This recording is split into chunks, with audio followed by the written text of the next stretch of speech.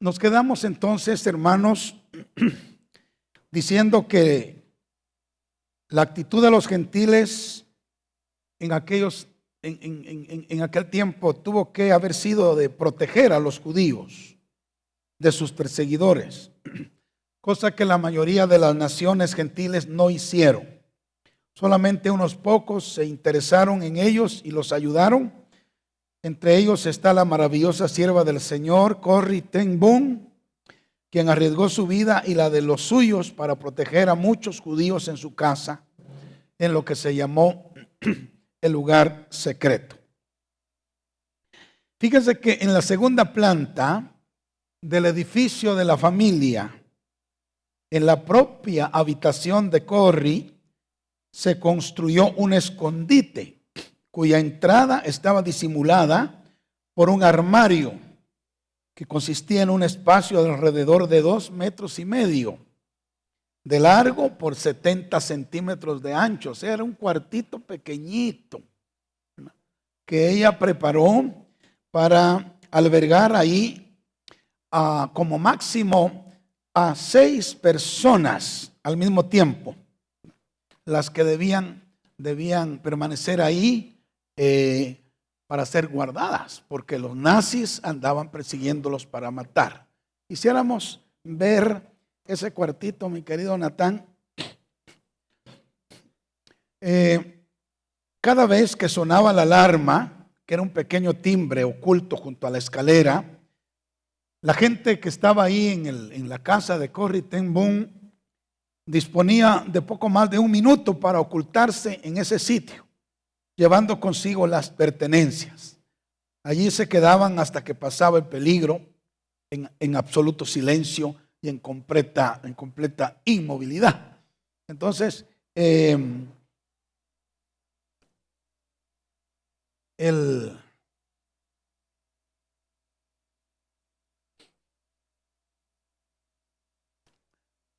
cuartito pues estaba ahí. Y esta era digamos, por donde ellos entraban, la entrada, en donde tenían un armario para disimular. A través del agujero en la pared puede observarse el espacio del refugio. La familia tenía una relojería y esta era una perfecta pantalla para estas actividades, ya que no era llamativo ni sospechoso que, como en cualquier otro negocio, entraran y salieran personas constantemente. Así fue como poco a poco Corrie se encontró al frente de una red formada por unas 80 personas, a los que le llamó el grupo BG, porque este era el nombre de la relojería que tenía su padre, y que buscaba otras casas de holandeses arriesgados y valientes que pudieran dar asilo a la gente como ella lo hacía. La mayor parte de su tiempo lo invertía en cuidar de los refugiados y una vez que les encontraron.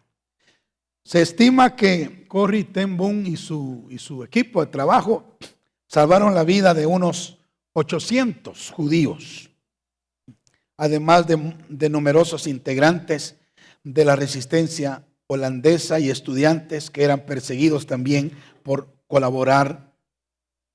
no colaborar con los nazis. Esta era la casa, pongamos la imagen de la casa, mi querido Natán.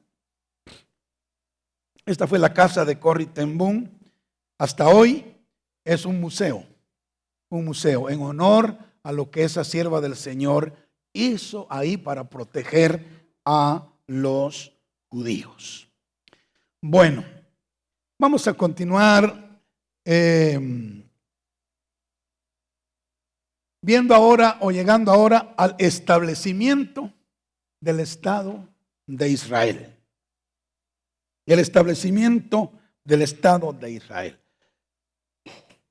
Fíjense que este acontecimiento fue profetizado en las Escrituras. Miremos en primer lugar a la profecía de Jeremías 30, versículo 1 al 3. Dice: palabra de Jehová que vino a Jeremías diciendo: Así habló Jehová Dios de Israel, diciendo: escribe en un libro todas las palabras que te he hablado, porque aquí que vienen días, dice Jehová, en que haré volver los cautivos de mi pueblo Israel y Judá, ha dicho Jehová, y los traeré a la tierra que di a sus padres y la disfrutarán. Esta profecía no se refiere al regreso de Judá de la cautividad babilónica. En lo que ya vimos, el regreso de esa cautividad, que lo vimos en detalle en las clases anteriores. Sino que esta profecía se refiere al segundo retorno de Israel, que comenzó a llevarse a cabo en 1948. Notemos que es el regreso de Israel y Judá. No solo Judá, como sucedió en el primer retorno de Babilonia, sino que ahora es el retorno de Israel y Judá. Bendito sea el nombre del Señor. Muy bien, miremos ahora a Isaías, capítulo 11, versículo 11 y 12. Dice: asimismo acontecerá en aquel tiempo, oigan esto, hermanos, que Jehová alzará otra vez su mano para recobrar el remanente de su pueblo que aún quede en Asiria, Egipto, Patros, Etiopía, Elam, Sinar y Hamat, y en las costas del mar, y levantará pendón a las naciones y juntará a los desterrados de Israel y reunirá a los esparcidos de Judá de los cuatro confines de la tierra. Entonces vemos cómo Isaías está profetizando el regreso que se cumplió en 1948. Esta profecía no se refiere al regreso de Babilonia, sino al regreso de muchas naciones, como lo estamos viendo. Ahora, fue profetizado entonces por Jeremías y por Isaías el retorno de Israel a su tierra, que comenzó en 1948. Ahora, Inglaterra jugó un rol importante en ese retorno. En Inglaterra los judíos fueron tratados con respeto. Incluso algunos llegaron a ocupar posiciones influyentes en el gobierno británico. Además, los ingleses mostraron solidaridad y preocupación por el trato que se les daba a los judíos en otros países. Aunque nosotros sabemos que es Dios quien gobierna sobre los asuntos de los hombres y principalmente sobre los de su pueblo Israel, también debemos reconocer que hubo hombres buenos quienes creyeron en que el pueblo judío debía tener una patria propia como cualquier otro pueblo. Hombres como Lord Palmerston, quien fue primer ministro de Inglaterra, el conde Earl de Shaftesbury, quien sentía que sin una patria judía centralizada en Jerusalén, la segunda venida de Cristo no sucedería. Desde la reina Victoria, quien reinó en 1937 a desde 1937 en adelante, hubo un fuerte apego a la causa judía por parte de los ingleses. Uno de los principales proponentes del judaísmo fue Benjamín Disraeli, quien era judío de raza, cristiano de fe, y fue también primer ministro de Inglaterra. Este hombre se sintió frustrado porque su pueblo Israel no reconocía al cristianismo como una continuación del judaísmo. Él creía que los judíos le debían todo a la iglesia. Esta había mantenido viva la memoria de sus grandes personajes y había difundido su literatura por todo el mundo. Entonces Inglaterra y estos personajes, hermanos, jugaron un rol muy importante para el retorno de Israel a su tierra y en el establecimiento del Estado de Israel en su tierra.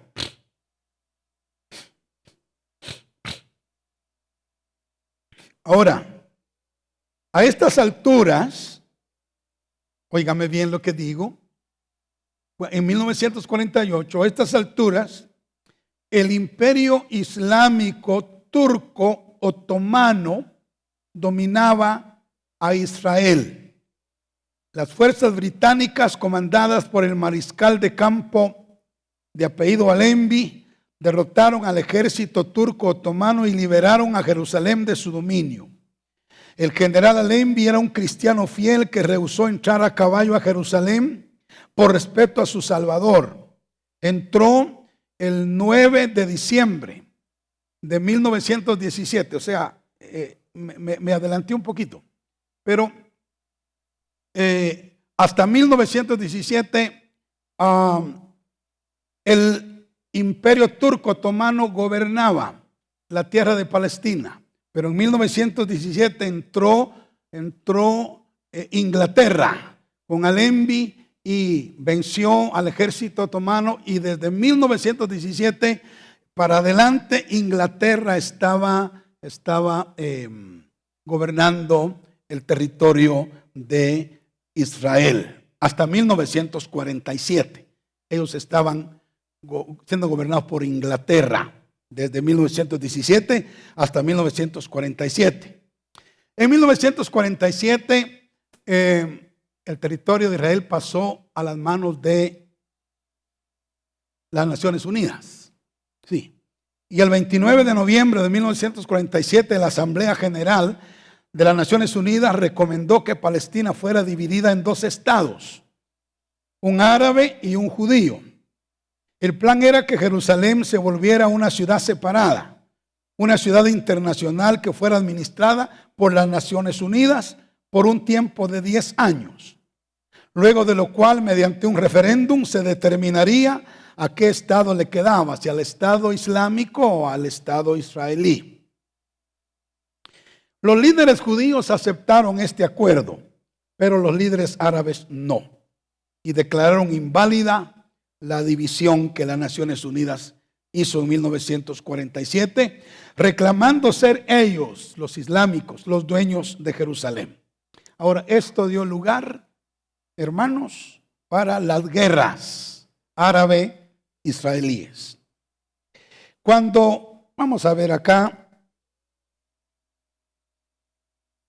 llegando a la independencia del Estado de Israel, cuando Israel declaró su independencia el 14 de mayo de 1948, fíjense, 5 naciones árabes invadieron el Estado de Israel, dando inicio así a lo que se llama las guerras árabe-israelí. La primera tuvo lugar el 15 de mayo. Hermanos, el 14 de mayo había sido declarado independiente el Estado de Israel y el 15 de mayo ya lo atacaron 5 naciones árabes, solo un día después de la proclamación de Israel como Estado. Los 5 países que lo atacaron fueron Egipto, Transjordania, Irak, Siria y el Líbano. Ellos ocuparon áreas en el sur y en el oriente que no habían sido aún asignadas a Israel. Luego procedieron a capturar la parte oriental de Jerusalén. Esto fue el 28 de mayo de 1948. El barrio judío de la ciudad vieja cayó ante esta legión árabe. En febrero y julio del 49 se hicieron acuerdos con los árabes y se fijó una frontera temporal entre Israel y los vecinos árabes. Jerusalén occidental se convirtió en la capital de Israel, mientras que Jerusalén oriental, incluyendo los lugares santos, fue ocupada por Transjordania, quien en 1949 se convirtió en el reino de Jordania. Jerusalén fue dividida básicamente en 2 campamentos armados. separados por una alambrada de púas, muros de concreto, campos minados y búnkers. Bueno, esto fue la primera guerra árabe-israelí. Un día después, qué barbaridad, un día después de haber sido declarado Estado, ya estaba en guerra. Bueno, la segunda guerra árabe-israelí fue la guerra del Sinaí, que se llevó a cabo en 1956. Sí. No fue tan relevante, por lo que no vamos a comentar mucho sobre esta guerra. Solo diremos que se realizó en 1956. Porque después de la guerra del Sinaí, en la segunda, viene la tercera guerra, la cual sí es grandemente importante. Esta guerra se le llama la guerra de los 6 días. ¿Se acuerdan de la famosa guerra de los 6 días? Esta guerra se llevó a cabo del 5 al 10 de junio de 1967. Una coalición árabe compuesta por la República Árabe Unida, Egipto, Jordania, Irak y Siria vinieron contra Israel. Y de no haber sido por el Señor, porque el Señor hizo poderosos milagros a favor de su pueblo, esa coalición hubiera triunfado fácilmente. Por ese tiempo, el pastor Bailey comenta que estaba en la facultad de cierto instituto bíblico pentecostal. Una sección de la facultad declaró que la nación de Israel ya no estaba en el plan de Dios y que iba a ser destruida. El pastor Bailey, estando en una posición diferente, manifestó que él creía que en los últimos tiempos Dios levantaría de nuevo a Israel y glorificaría su nombre, ya que unos días antes el Señor le había hablado diciendo: voy a hacer algo que causará a todos los de corazón verdadero saber que no he terminado con el Israel natural. Y hermanos, hay muchos testimonios y notas de noticieros que revelan una gran cantidad de milagros que sucedieron en esa guerra, en la guerra de los 6 días. Solo quiero citar una. Este fue el titular que apareció publicado en la edición del 26 de junio de 1967 en el periódico Jerusalem Post. Y oiga lo que se escribió en ese periódico en ese día. Huestes celestiales invisibles, no vistas por hombres mortales, visitaron a los israelitas cuando estaban amenazados con destrucción por los egipcios. Oiga, cientos de camiones y vehículos armados se estropearon cerca del frente de batalla.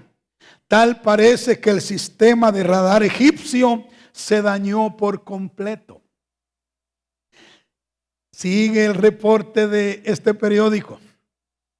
En el Cairo se escucharon las alarmas después que los aviones israelitas habían atacado los aeropuertos y volaban ya de regreso a casa.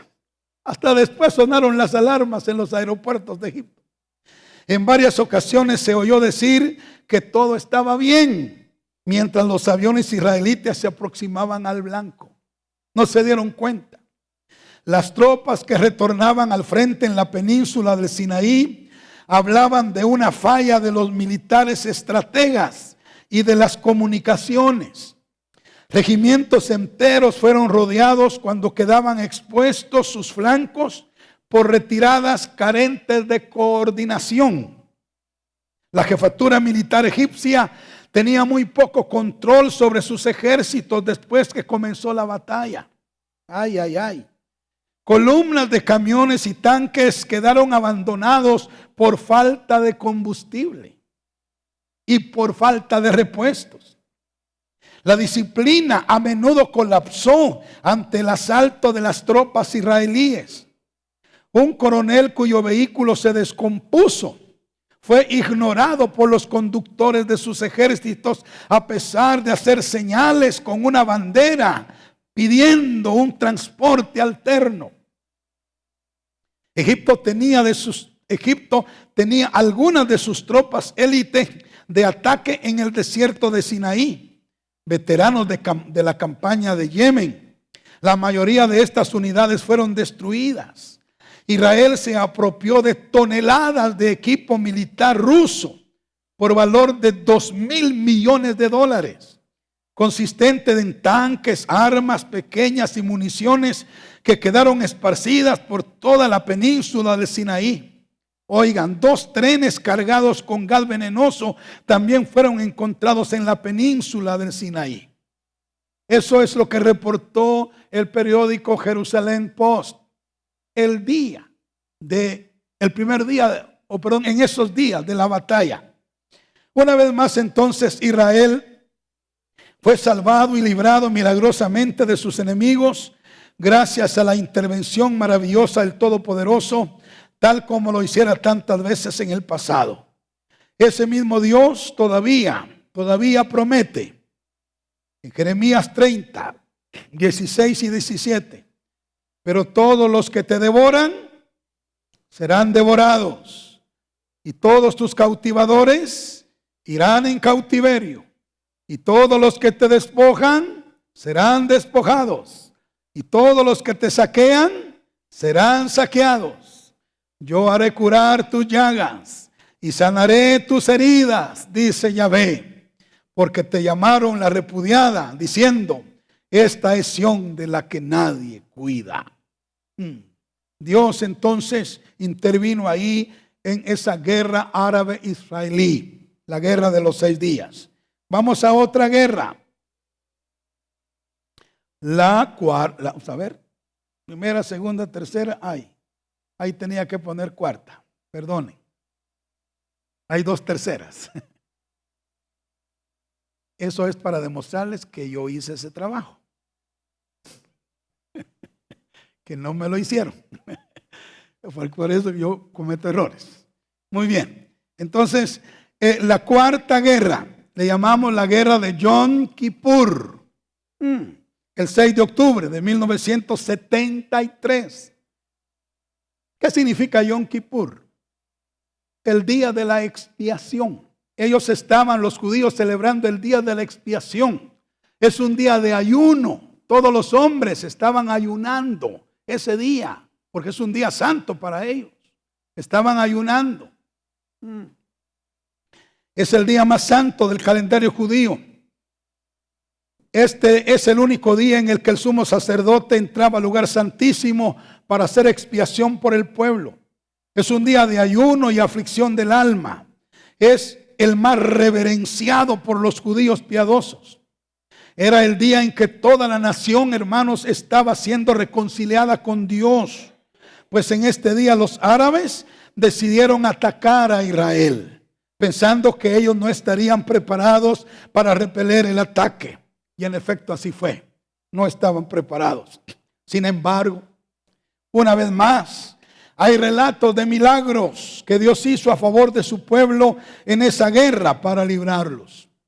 Un historiador militar israelí registró que durante la guerra de Yom Kippur, escuchen, un soldado israelí en el monte Sinaí tomó cautiva una columna egipcia y lo llevó a donde estaban las tropas israelíes. Un soldado, fíjese usted, tomó cautivo a una caravana de tanques y de carros y de camiones y de soldados. Un soldado. Y lo llevó a donde estaban el resto del ejército israelí. Cuando se le preguntó al comandante egipcio qué había pasado, por qué él y sus hombres se habían entregado a un solo soldado israelí, ¿sabe qué respondió él con sorpresa? Él dijo: un soldado. ¿Por qué dice que un soldado? Había miles de ellos. Había miles de ellos. Ahora, el soldado israelí reportó que él estaba solo, que no había nadie con él. Pero el comandante egipcio y sus hombres se rindieron. Ahora, él estaba totalmente ajeno, el soldado, a los miles de ángeles que los egipcios vieron a la par del soldado. Amén. Aleluya. Entonces Dios había enviado a sus ángeles para ayudar a pelear esa batalla y ganarla, porque todo va encaminándose hacia el cumplimiento final de toda la palabra. Bill McKay, un productor de cine, investigando los milagros que rodean a Israel, ha filmado un documental llamado En busca de un milagro contra la lógica. Él dijo: los expertos militares están desconcertados acerca de cómo los israelitas obtienen la victoria en guerras que deben perder. Para ellos las victorias de Israel no tienen sentido. En su documental muestra el relato de un testigo presencial quien dijo: en la guerra de Yom Kippur, un comandante judío se prepara para retirarse del ejército sirio. Cuando se da cuenta, escuchen esto, me impactó. Cuando se da cuenta de que están en un terreno minado. Ahí estaba el comandante con su tropa de soldados israelitas que tenían que moverse, pero de pronto se dan cuenta que todo el terreno está minado, está lleno de minas. Y las minas dice que estaban a 30 centímetros de la superficie. 30 centímetros enterrados. De manera que si se paraban sobre una, volaban en pedazos y el campo estaba minado. Se dieron cuenta de que estaban en peligro de muerte. Bendito sea el nombre del Señor. Entonces ordena a sus hombres que descubran con mucho cuidado con sus bayonetas las minas que estaban enterradas a 30 centímetros de profundidad y las desactiven con mucho cuidado. Les dijo que el más leve error y ellos volarían en pedazos. Pero uno de los soldados israelíes oró, clamó al Señor y de pronto un fuerte viento sopló sobre ellos. Era tan fuerte que aún movió los tanques de ellos. Y cuando la tormenta pasó, dice que literalmente había levantado los 30 centímetros de polvo que cubrían las minas. Todas las minas estaban al descubierto. ¿Cuántos dicen amén? Gloria al Señor para siempre. Los soldados israelíes pudieron ver cada mina y escaparon sin ser dañados. La protección de Dios, hermanos, se ha manifestado. Y oiga, déjenme aplicar esto a nosotros. ¿Cuántos saben que el Dios de Israel es nuestro Dios? Es nuestro Dios. Y si Dios ha protegido y ha defendido a su pueblo natural, ¿podrá hacerlo con su pueblo espiritual? Aleluya, tenemos un Dios poderoso, un Dios grande, no hay que temer al enemigo. Aleluya, por muy fuerte que sea, es más fuerte el Señor. Como bien dijo Pablo, si Dios es con nosotros, ¿quién contra nosotros? Y si estamos en el camino de Dios, cumpliendo con su propósito, con su voluntad, hermanos, el Señor nos apoyará, nos respaldará, nos protegerá, nos ayudará. Bendito sea su santo nombre. Aleluya. Bueno, sigamos adelante. Miremos la condición actual de Israel. Ahora, la condición actual. ¿Cómo está Israel hoy? Hoy. El pastor Bailey se encontraba viajando por algunos países de Asia en los cuales habían tratado de estafarlo. Fíjese. Varias veces. Así que cuando volaban, dice, a Tel Aviv, en Israel, en ese entonces era la capital de Israel, el pastor Bailey pensó, bueno, Ahora vamos a la nación de Dios. Y ellos serán diferentes. No me van a estafar. Sin embargo, el Señor le trajo a la mente lo que dice Apocalipsis 11:8. Mire la condición actual de Israel. Mucho oído con esto. Apocalipsis 11:8. Aunque esto está hablando de lo que va a pasar más adelantito, pero esta es la condición de Israel desde ya. Dice, hablando de los dos testigos, y sus cadáveres estarán en la plaza de la grande ciudad, que en sentido espiritual se llama, ¿cómo se llama? Sodoma y Egipto, donde también nuestro Señor fue crucificado. Pregunta, ¿dónde fue crucificado el Señor Jesús, hermanos? ¿En qué ciudad? ¿En qué ciudad? En Jerusalén. Ahí fue crucificado el Señor.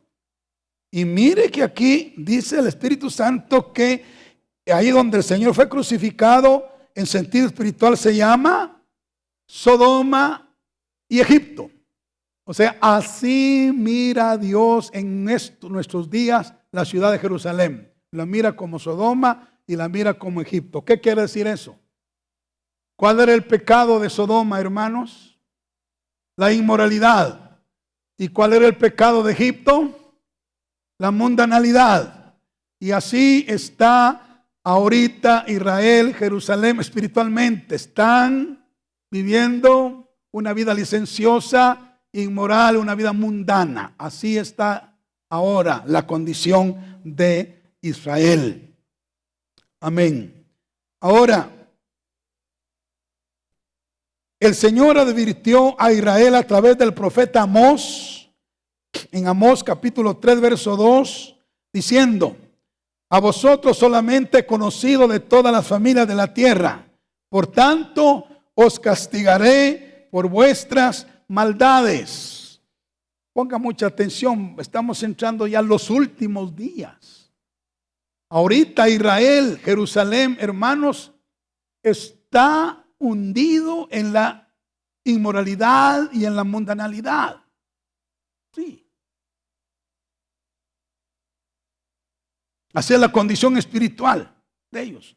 Y Dios ha dicho que Él va a castigarlos por sus maldades. Por sus maldades. Amén. Y eso va a suceder en los días que vienen. En estos próximos días que vienen. Dios va a castigar a Israel por su pecado. Un pastor piadoso, después de visitar la Tierra Santa y ver la vida social y religiosa de sus habitantes, dijo que era deplorable en nuestros días. Y óigame, y que solo la gran tribulación podría purgar esa tierra de su pecaminosidad. Y eso es lo que va a suceder, hermano. ¿Sabe por qué va a venir la gran tribulación?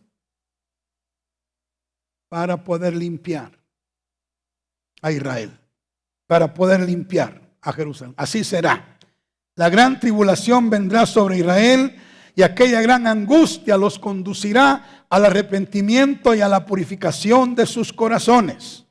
Quiero que miremos, por favor, Jeremías 30, versículos 6 y 7.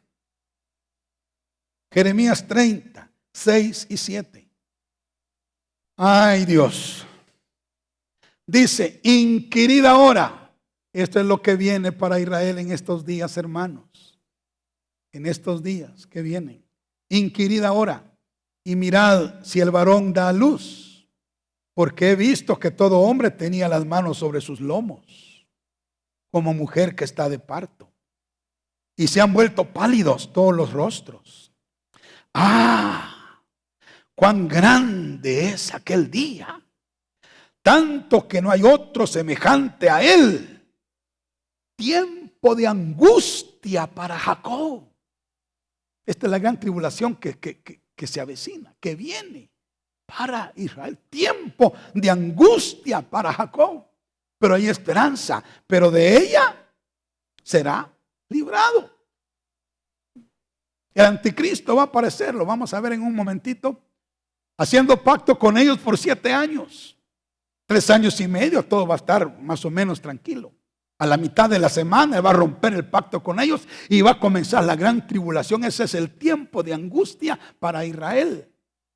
Pero son solo 3 años y medio y después ellos serán librados de esa tribulación también. Pero miremos el verso 10 y 11 de Jeremías 30. Dice: tú pues, siervo mío Jacob, no temas, dice Jehová, ni te atemorices, Israel, porque aquí que yo soy el que te salvo de lejos a ti y a tus descendientes de la tierra de cautividad. Y Jacob volverá, descansará y vivirá tranquilo, y no habrá quien le espante, porque yo estoy contigo para salvarte, dice Jehová, y destruiré a todas las naciones entre las cuales te esparcí, pero a ti no te destruiré, sino que te castigaré con justicia. De ninguna manera te dejaré sin castigo. Sí, el Señor no los va a desechar para siempre, como hemos estado viendo a través de todo el curso, ¿verdad? Pero sí los va a castigar duramente por sus maldades, porque ahora son como Sodoma, ahora son como Egipto. Usted va a Israel y lo que va a ver es inmoralidad y lo que va a ver es mundanalidad. Así está ahora y la cosa va a ir empeorándose. Entonces Dios va a tener que traer sobre ellos la gran tribulación para purgar ese pecado y para limpiarlos. Amén. Pero después va a ser librado Israel de la gran tribulación. Bueno, vamos a ver. Sí. Adelante. Los últimos días. Los últimos días. Vamos a hacer un pequeño resumen de los últimos días. Gloria al Señor. ¿Saben? Lo primero que lo que estamos esperando, lo primero que estamos esperando, hermanos, como acontecimiento mundial en estos últimos días es el gran avivamiento de la iglesia. Amén. Habrá un gran avivamiento en la iglesia. Se recogerá una gran cosecha de almas. Se mostrará la gloria de Dios y su grandiosa salvación para toda la humanidad. Milagros de todo tipo serán obrados por el poder del Espíritu Santo. Y todos los que aman la justicia y la verdad recibirán la luz de la gloria de Dios. Estamos en espera del gran avivamiento profetizado en muchas partes de la Sagrada Escritura. ¿Se alegran por eso? Animémonos, alegrémonos. Las cosas van a cambiar muy pronto y el avivamiento va a venir. Aleluya. Ahora, escúcheme. Bueno, creemos que este avivamiento puede durar unos 7 años. Creemos que puede durar unos 7 años. ¿Por qué decimos eso? Porque hay una figura en el Antiguo Testamento que es aplicable al fin de los tiempos, y es la figura de los sueños de José. José soñó 7 vacas gordas y 7 vacas flacas. ¿Se acuerdan de eso? Las 7 vacas gordas representan el avivamiento que viene, abundancia, bendición, cosas gloriosas. Pero las 7 vacas flacas representan la gran tribulación que viene después del avivamiento.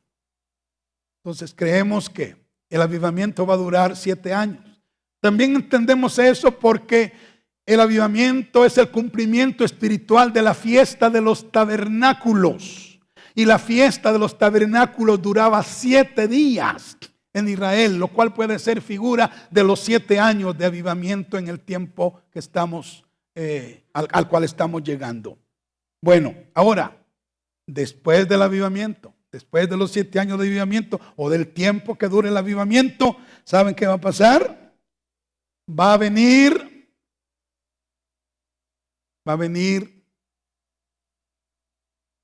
la semana 70 de Daniel. ¿Se acuerdan de la semana 70? ¿Quién va a aparecer al principio de la semana 70? El anticristo, haciendo un pacto con los judíos por 7 años. La semana 70. Sí, entonces, después del avivamiento viene la semana 70 de Daniel. Los últimos 7 años de la edad de la gracia vienen ahí. Y ahí va a aparecer el anticristo.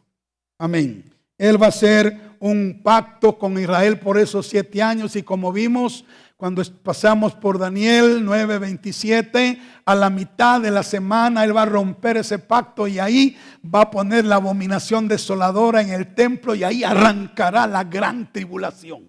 O sea, después del avivamiento viene la gran tribulación.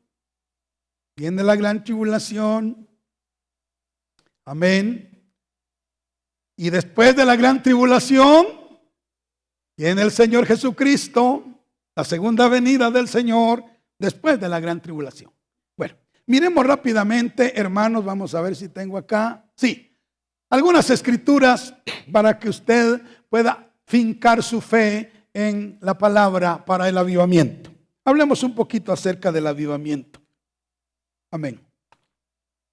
Joel 2:28 y 29. Después de esto derramaré mi espíritu sobre toda carne y profetizarán vuestros hijos y vuestras hijas. Vuestros ancianos soñarán sueños y vuestros jóvenes verán visiones. Y también sobre los siervos y sobre las siervas derramaré mi espíritu en aquellos días. Aleluya. Gloria al Señor. Santiago 5:7. Por tanto, hermanos, tened paciencia hasta la venida del Señor. Mirad cómo el labrador espera el precioso fruto de la tierra, guardando con paciencia hasta que reciba la lluvia temprana y la tardía. Hay 2 lluvias en Israel en lo natural y habrán 2 lluvias en la iglesia en lo espiritual. La lluvia temprana, que representa el avivamiento del principio, y la lluvia tardía, que representa el avivamiento del fin. Alabado sea Dios. Isaías 60, verso 1 y 2. Levántate, resplandece, es el mensaje para la iglesia hoy. Porque ha venido tu luz y la gloria de Jehová ha nacido sobre ti. Porque aquí que tinieblas cubrirán la tierra y oscuridad las naciones, mas sobre ti amanecerá Jehová y sobre ti será vista su gloria. Aleluya. Hay oscuridad en las naciones. El pecado está campeando y reinando en el mundo. Pero hermanos, pronto la gloria de Dios será vista en la iglesia. Mateo 24:14. Y será predicado este evangelio del reino en todo el mundo para testimonio a todas las naciones y entonces vendrá el fin. Este evangelio será predicado en todo el mundo por testimonio a todas las naciones. Eso no ha sucedido. Hay una gran parte del mundo que no sabe que existe Jesús, que no conoce el nombre de Cristo, no lo conoce. Amén. Pero en el avivamiento el Señor va a enviar a sus siervos de una manera sobrenatural a cubrir todo el mundo predicando el evangelio del reino para que después venga el fin. Amén. Muchos de ustedes, si no todos, van a encontrarse en otras naciones predicando la palabra de Dios en ese avivamiento. Para eso están siendo preparados en esta institución teológica. Alabado sea Dios. Para ir y llevar el evangelio a todas las naciones, a todas las etnias, a todo el mundo, para que después venga el fin. Gloria al Señor. ¿Cuántos dicen amén? Ahora,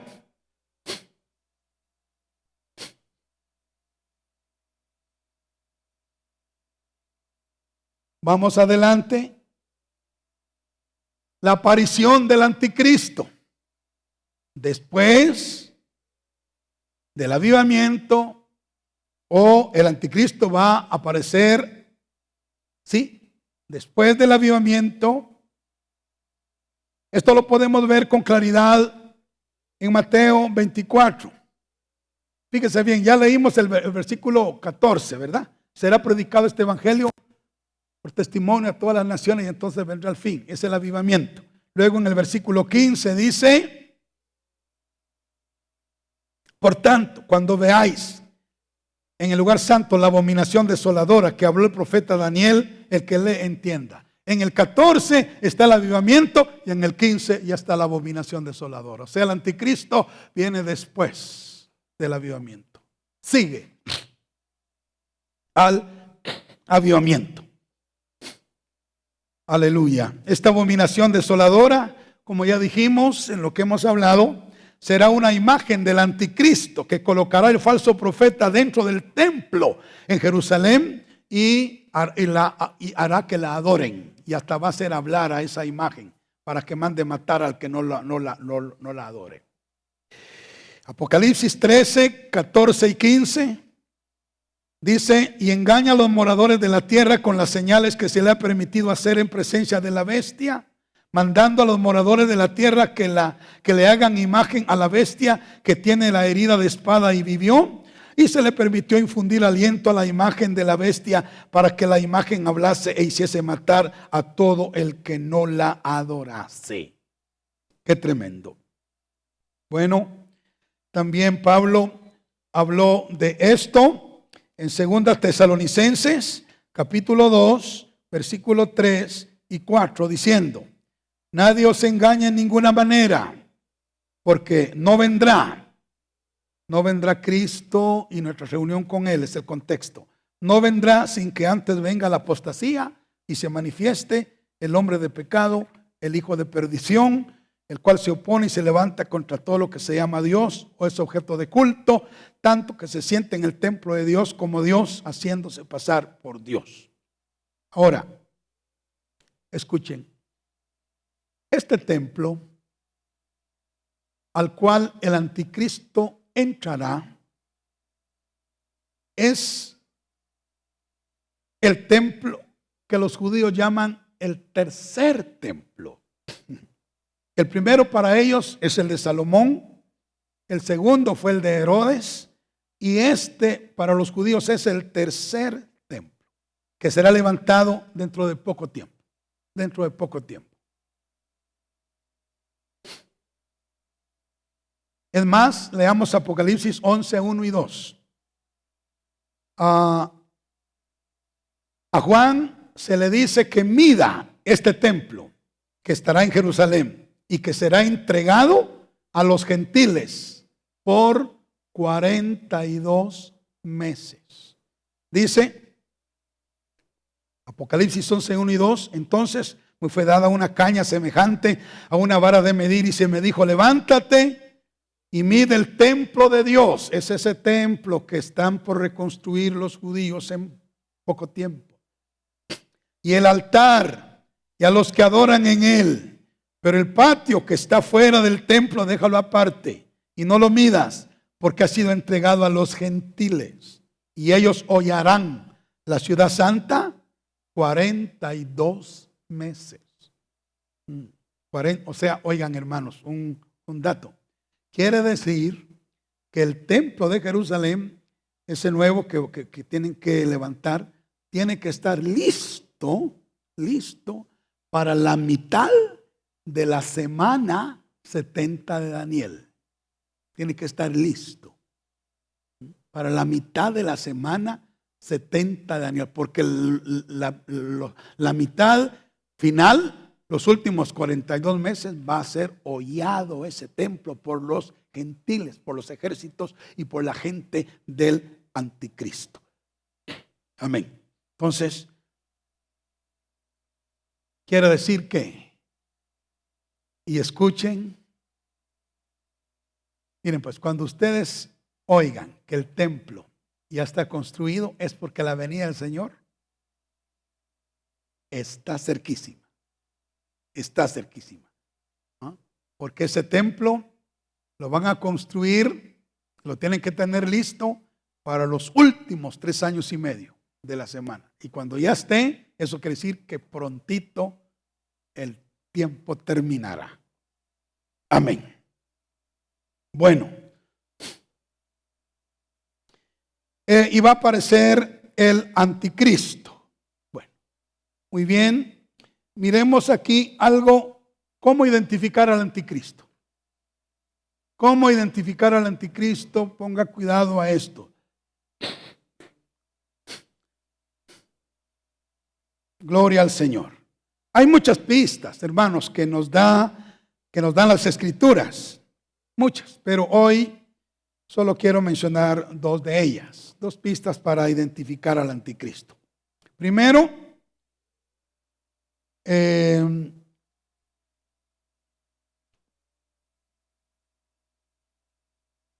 contraste que él tiene con Cristo.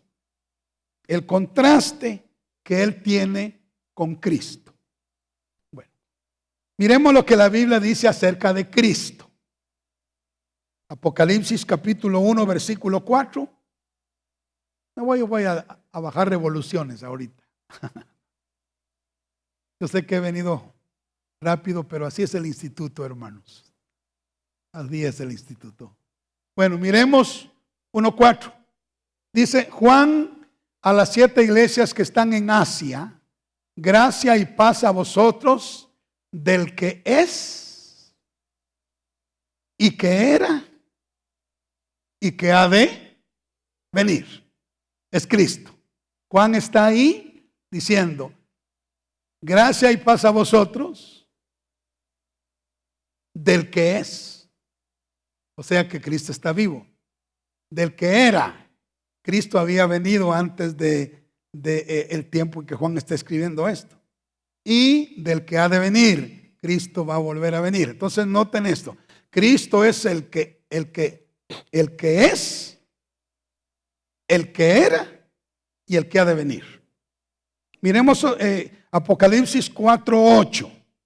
Apocalipsis 4:8 dice: y los 4 seres vivientes tenían cada uno 6 alas, y alrededor y por dentro estaban llenos de ojos, y no cesaban día y noche de decir: santo, santo, santo es el Señor Dios Todopoderoso, el que era, el que es y el que ha de venir. Cristo Jesús, ¿verdad? El que era, el que es y el que ha de venir. Y Apocalipsis 1:7 también lo podemos incluir acá. Dice Apocalipsis 1:7: he aquí que viene con las nubes. Viene con las nubes. ¿Dónde están las nubes? ¿Arriba o abajo? Viene con las nubes. Y todo ojo le verá. Bueno, esto está hablando de Cristo. De Cristo. Ahora, miremos al anticristo. ¿Qué dice la Biblia del anticristo? Apocalipsis 17:8. Apocalipsis 17:8. Vea lo que dice. Y la bestia le dice a Juan: ¿qué has visto? ¿Está conmigo? Era, o sea que había vivido antes de Juan, era, no es, o sea ya no estaba vivo en los días de Juan, ¿no? Y está para subir del abismo. El anticristo entonces era, antes del tiempo de Juan, no era en los días de Juan, ya se había muerto, y está para subir del abismo. Miremos Apocalipsis 17:11.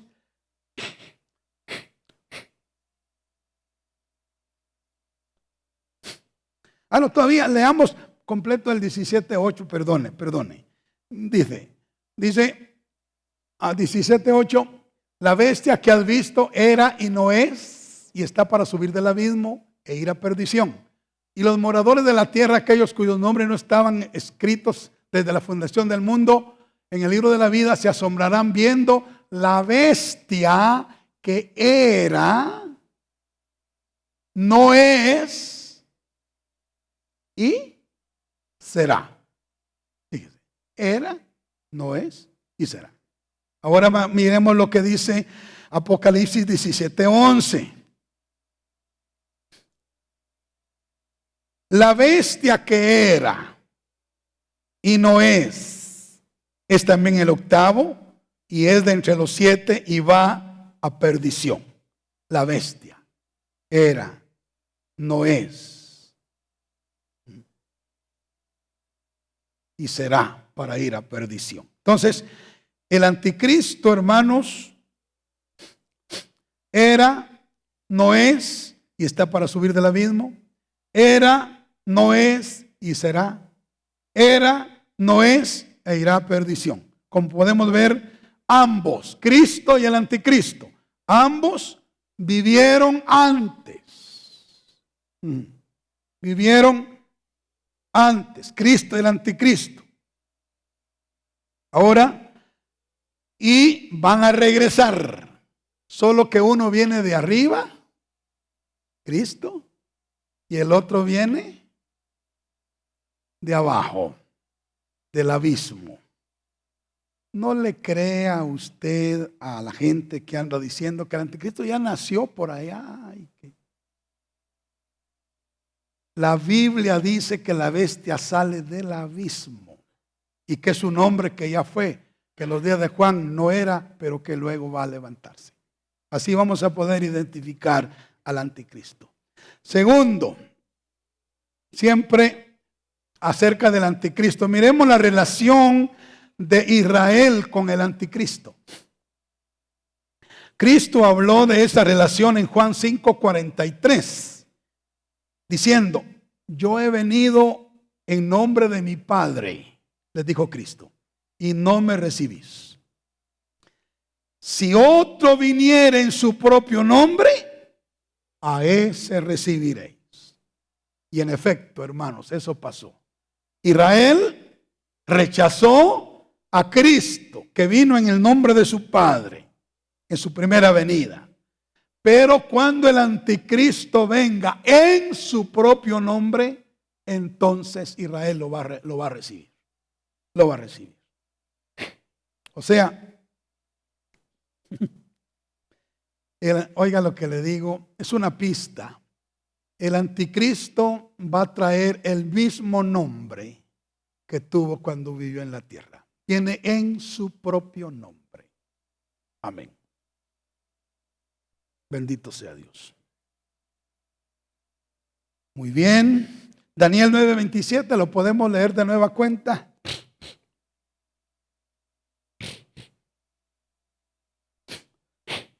Dice: y por otra semana confirmará el pacto con muchos, y a la mitad de la semana hará cesar el sacrificio y la ofrenda, y después con la muchedumbre de las abominaciones vendrá el desolador, hasta que venga la consumación y lo que está determinado se derrame sobre el desolador. Cuando esto suceda, entonces los judíos se darán cuenta de que la bestia no es el Mesías, porque lo van a recibir como el Mesías al principio de la semana, pero se darán cuenta de que no es él, y entonces comenzarán los 42 meses finales del gobierno de rebelión del anticristo, y se dará lo que Cristo llamó la gran tribulación. Es en ese momento cuando el falso profeta coloca la imagen de la bestia en el templo. ¿Se acuerdan? Así como Antíoco IV Epífanes, igual va a hacerlo una vez más el falso profeta con la imagen del anticristo. Y ahí se va a dar la abominación desoladora. Bueno, ahora escuchen, simultáneamente, a ver si me estoy dando a entender, hermanos, ¿cuándo va a venir, cuándo va a aparecer el anticristo? ¿Estamos entendiendo? Al inicio de la semana que hace falta, ¿verdad? La semana 70 de Daniel va a aparecer el anticristo, y una semana tiene 7 años, ¿verdad? 3 años y medio de paz falsa, y como dice Pablo, cuando digan paz y seguridad, vendrá sobre ellos destrucción repentina, como los dolores a la mujer encinta, y no escaparán. Bueno, 7 años. Ahora, simultáneamente a la aparición del anticristo, van a aparecer los dos testigos, que según entendemos son Moisés y Elías. No vamos a entrar en detalle para probar eso, porque tenemos el curso de Apocalipsis, y ahí usted va a convencerse que realmente estos dos testigos son Moisés y Elías. Entonces, simultáneamente con la aparición del anticristo, aparecen los dos testigos. El capítulo 11, ¿verdad? de Apocalipsis, del verso 3 al 12, ahí se describen los dos testigos, ¿Y saben qué van a estar haciendo los dos testigos? Porque ellos vienen a Israel. Vienen a Israel. Ellos van a estar enseñándole a Israel, predicándole a Israel que ese bandido que está ahí no es el Mesías. No es el Mesías. Ellos van a estar diciendo: el Mesías va a venir, pero no es él. No es él. Y ahí van a estar los dos testigos con un ministerio de los primeros 3 años y medio de la semana 70, ministrando a Israel, advirtiéndoles, enseñándoles, previniéndoles. Pero ¿sabe cómo va a estar Israel? Endurecido. Porque lo que van a hacer es entregar a esos dos testigos en las manos del anticristo para que el anticristo los mate. Para que los mate. Y el anticristo, en efecto, al cumplir los 3 años y medio de su ministerio, los va a matar a los dos testigos, que son Moisés y Elías. Los va a matar y los van a poner en la plaza de Jerusalén a la vista de todo el mundo.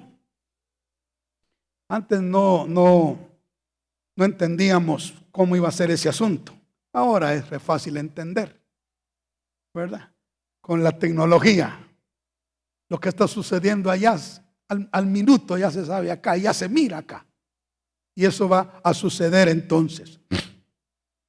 Bendito sea el Señor.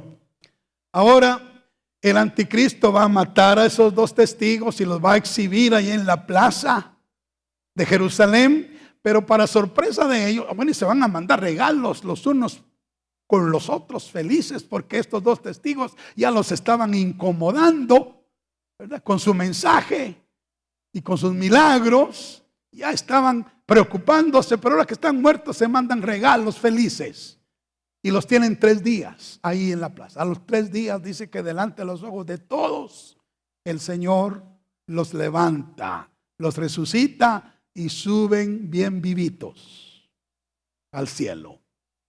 ¿Cuántos dicen amén? Ajá. Y ahí comienza la gran tribulación, porque ahí faltan los otros 3 años y medio que son terribles y espantosos. Ahora, después de la gran tribulación, viene la segunda venida de Cristo. La segunda venida de Cristo. Y óigame, el Señor viene, amén, y la iglesia sube para recibir al Señor en el aire.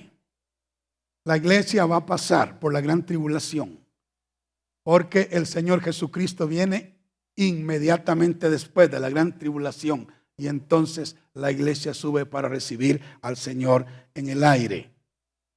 Amén. Esas escrituras están en Mateo capítulo 24, versículo 30, 29 al 31, y 1 Tesalonicenses 4, 15 al 17, empalman perfectamente para mostrarnos la venida del Señor y el arrebatamiento de la iglesia. Pero dice ahí Cristo y dice Pablo inmediatamente después de la tribulación de aquellos días. Luego se da las bodas del Cordero. Después de las bodas del Cordero, el Señor viene a la tierra. Amén, viene a la tierra y se da la batalla de Armagedón, donde el Señor destruye a los ejércitos del anticristo, al falso profeta, la batalla de Armagedón. Después, vamos a ver. Sí, Armagedón. Después la batalla contra las naciones árabes que van a tener sitiada a Jerusalén. Y voy a tener que pasar rápido para llegar al final. Se da la batalla. Después el Señor pone sus pies en el monte de los olivos. Se da a conocer a los judíos. Luego se da la matanza de las naciones árabes que tenían sitiada a Jerusalén. Hay un gran terremoto. La topografía de Israel cambia dramáticamente. Amén. Y luego comienza el reino milenial. Aleluya. Las fronteras de Israel en el reino milenial se ven en Ezequiel 47, 13 al 21. Jerusalén será la capital del mundo. Cristo estará reinando ahí desde Jerusalén. El templo milenial será construido. No es ese templo que va a profanar el anticristo, es otro templo maravilloso. Será construido, será un templo literal, el templo que Ezequiel vio y que describió del capítulo 40 al 47 de su libro. Muchos dicen que es un templo celestial, pero no, hay muchas señales que es un templo aquí literal en la tierra.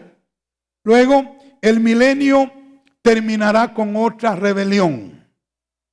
Satanás será echado al abismo por esos 1000 años, pero cuando termine los 1000 años será suelto y saldrá a engañar a las naciones, conseguirá mucha gente todavía, pero solo será como un imán para poder atraer a sí mismo a los que no son sinceros, y el Señor los destruirá con fuego.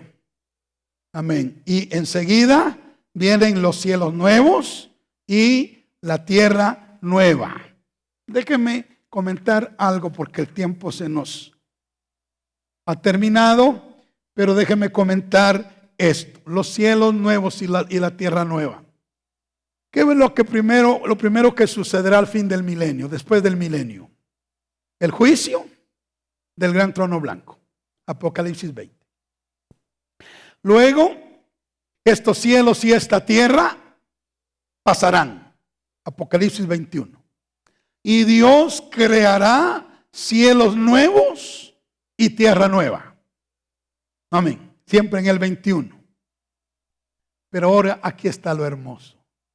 En la nueva creación, hermanos, en los nuevos cielos y en la nueva tierra, aleluya, se va a hacer memoria de Israel. De Israel. Porque ¿saben cómo se llama la ciudad eterna de los cielos nuevos? Se llama la Nueva Jerusalén. La Nueva Jerusalén. O sea, el Señor se lleva el nombre de esta época, del factor tiempo, se lleva el nombre a la eternidad. O sea, Jerusalén permanecerá para siempre. Bendito sea el nombre del Señor. Jerusalén, la Nueva Jerusalén. Lo que quiero darme a entender con esto es que, hermanos, en la nueva creación se hace evocación a Israel y a la Nueva Jerusalén. Y finalmente se hace mención de las naciones justas que vivirán a la luz de la Nueva Jerusalén. A la luz de la Nueva Jerusalén. O sea, Dios tiene en el corazón a Israel. Dios tiene en el corazón a Jerusalén. Y aun cuando todo lo de este tiempo pase, Él va a seguir conservando con Él, aleluya, el nombre de la ciudad de Jerusalén. Y es más, dice la Biblia que esa ciudad tiene ¿cuántos cimientos? 12 cimientos. Y en cada uno de los cimientos están los nombres de los apóstoles del Cordero, que fueron judíos. Qué tremendo, ¿verdad? O sea, Dios ama a Israel. Bueno, quiero concluir de esta manera. Después de este maravilloso estudio, podemos decir una vez más que Israel es una nación que Dios escogió para sí mismo, para el tiempo y para la eternidad. Abraham tuvo un hijo milagro, Isaac. De él salieron 2 hijos, Esaú y Jacob. Dios escogió a Jacob y de sus 12 hijos se formaron las 12 tribus de Israel. Bajo José permanecieron en Egipto hasta que Dios los sacó por mano de Moisés. Bajo el liderazgo de Josué cruzaron el río del Jordán y conquistaron Canaán. 7 naciones y 31 reyes fueron derrotados y una gran porción de tierra poseída. Cuando Josué murió, todavía quedaba mucha tierra por poseer. Y no fue sino hasta que vino David que lograron poseer toda la tierra prometida. Después de que David muriera, Israel vino en decadencia hasta ser dividida en dos reinos, como vimos, el del norte y el del sur. El del norte fue invadido y desaparecido por los asirios en el 722 a.C. y el del sur por los babilonios en el 606 antes de Cristo. Las 10 tribus del norte nunca más volvieron. Las del sur regresaron 70 años más tarde, pero volvieron a ser sacados de su tierra por los romanos en el año 70. Mas en 1948 comenzaron a regresar de nuevo. Y desde ese año han estado volviendo a su tierra. Sin embargo, viene para ellos otra invasión.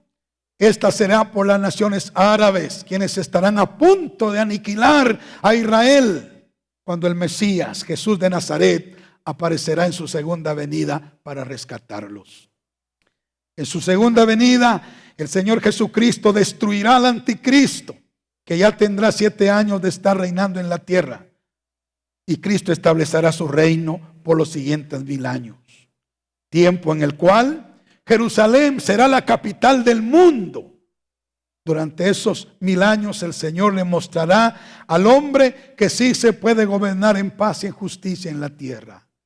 Después de los 1000 años, esta tierra y estos cielos desaparecerán, y Dios creará cielos nuevos y tierra nueva, en los cuales Israel seguirá siendo importante para Dios.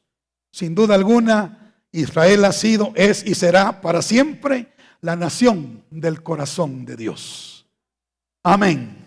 Démosle un aplauso al Señor. Gloria a Dios. Gloria a Dios. Gloria a Dios.